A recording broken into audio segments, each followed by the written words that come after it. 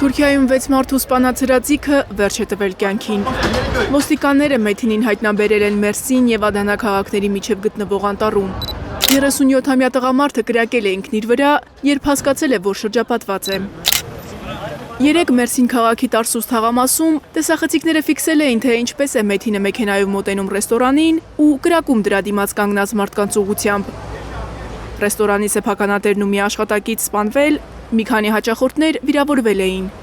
Ըստ որոշ աղբյուրների, հրաձիգը թշնամանք է ունեցել ռեստորանի սեփականատիրոջ հետ։ Նախքան Տարսուս հասնելը, Մեթինը վիճաբանությունից հետո որսորդական հրացանով սպանել էր իր նախկին կնոջը։ 37-ամյա տղամարդը կասկածվում է նաև մեկ այլ անձի և մեկ դեռահասի սպանության համար։ Սպանություններից հետո հրաձիգը փախուստի էր դիմել մեքենայով։ Ճանապարհին նա նորից կրակ էր բացել ու սպանել բեռնատարի վարորդի, վիրավորել ճամփեզրին կանգնած մարդկանց ու հարակից շուկայում գտնվողներին։ Հարձակումից հետո Թուրքիայում ոստիկանական մեծաթիվ ստորաբաժանումներ, ուղղաթիռներ ու անօդաչու թռչող սարքեր էին գործի դրվել գտնելու կասկածյալին։ Կոտորածի դրդապատճառներն անհայտ են։